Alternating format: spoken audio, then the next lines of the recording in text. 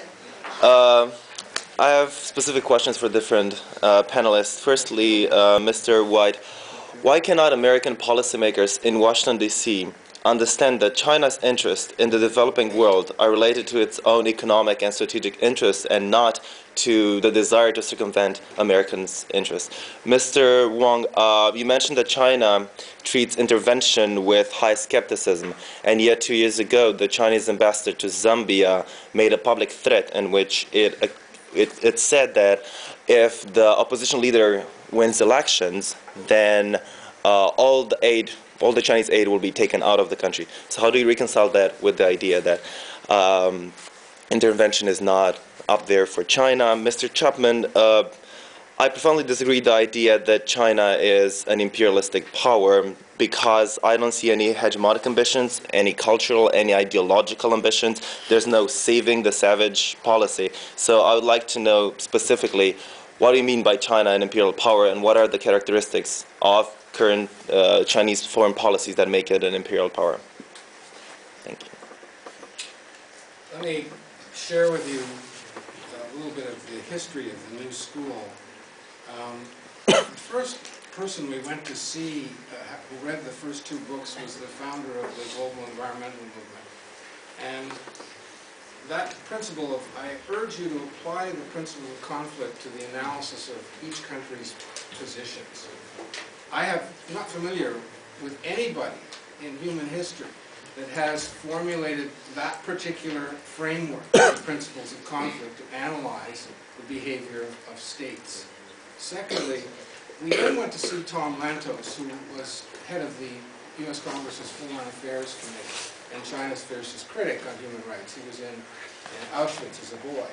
And he agreed within 90 seconds to the thesis of all the books, which is if you apply game theory, it really clarifies the relationship between the two countries. Neither can win unless the other one ensures the other wins too.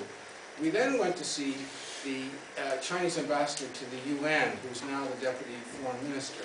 And he said that I was the missing man because there had been nobody that had been able to integrate and combine American and Chinese perspectives. I'm not the missing man.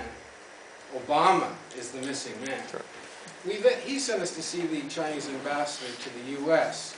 And he said that as an American, I could articulate things and address issues that no one else was addressing, and he couldn't address. He couldn't say to Lantos the type of things that I said, because for two reasons.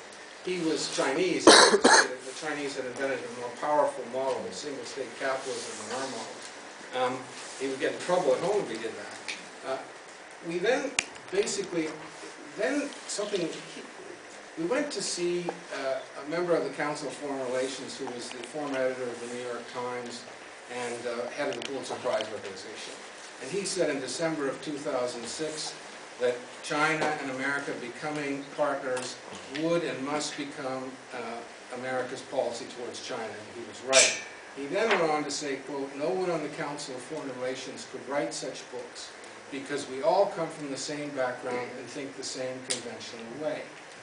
We then found that the people at the Chinese Academy of Social Sciences said that although there were 150 think tanks in the U.S., we were the first people in these books to, the way they put it, the first American foreign policy and economic scholars to be able to transcend a zero-sum game perspective of the U.S.-China relations and provide a complete answer for America and China's success in the 21st century.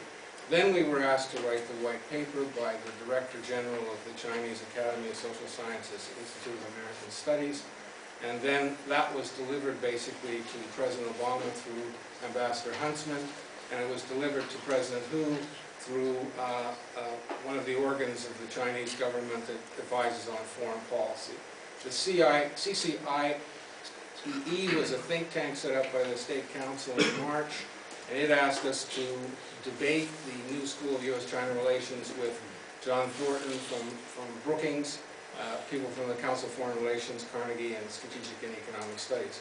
What you have, the reason nobody's thought of it is because it is so obvious, in my opinion, compelling, but we haven't thought of it in the United States. The Chinese, my Chinese friends say, that what's in these books is common sense to a Chinese. What they view as perhaps genius is that an American would see it.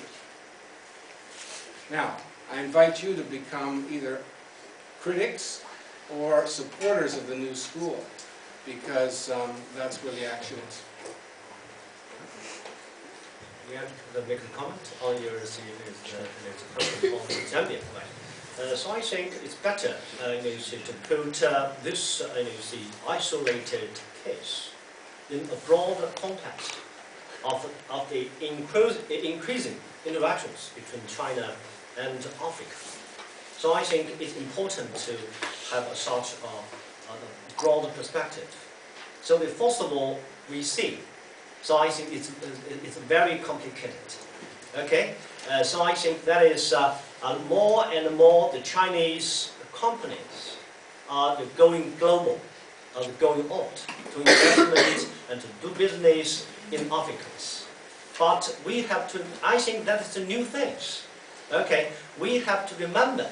Okay, in the 1950s and 1960s, China was there. Okay, China gave a lot of help to the people there, but never asked for economic interest return. So I think we have to remember that. Okay. Second, I think we have to be to have some sense of general judgment about China's performance. Okay, in Africa, according to I think the Pew Center, based in the U.S. So I think about the role of China in the world, I see the African countries are more, are more positive about that. Very interesting. So I think different from the exposed by the Western medias about the China image.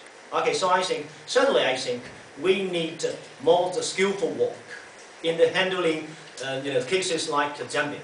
Okay, what kind of things? But I think maybe that is a common practice. Okay, for any countries, they don't want to have politically opposed the political force to come to power. Okay, we just said that we have some leverage or not, but I'm not sure that it's good to see that.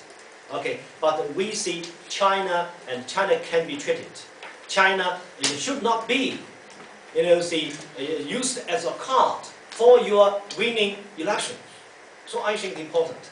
Finally, because of time, so I think at this moment, so I think with the end of with China's enter, doing business in Africa, by the India and other emerging countries.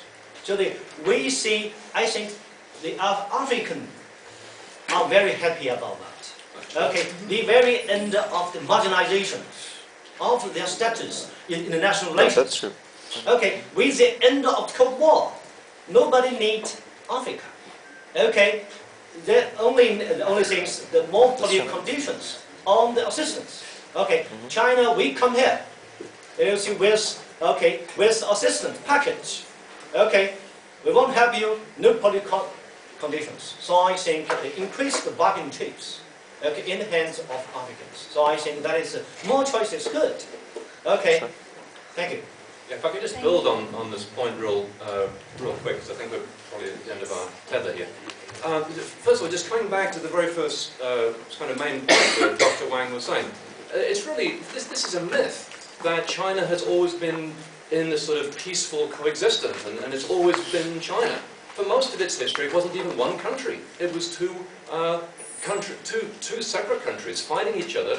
And there's been obviously the shift from the Wang and the Qing dynasties. You've got different groups coming in. What about the major invasion of Burma? What about invasions of Vietnam over 1,000 years? No, I mean, this is a myth. And in terms of my point about imperialism, I was really referring to the new imperialism that happens between 1880 and 1900, when Western powers were going in and extracting raw materials and really not developing infrastructure in the country and creating all the mess that you get later. And really your point about Zambia is exactly that. the Chinese, and these aren't Chinese companies, this is the Chinese government's companies, going into Zambia, extracting copper and taking it out of the country and essentially closing down manufacturing industries in Zambia and putting Africans out of work. So I don't agree with this point, go ask the Africans. At least the reports I've been reading about the Africans is that many Africans are very dissatisfied with what these state-owned Chinese companies are doing. Okay, thank you, because of our time is so limited.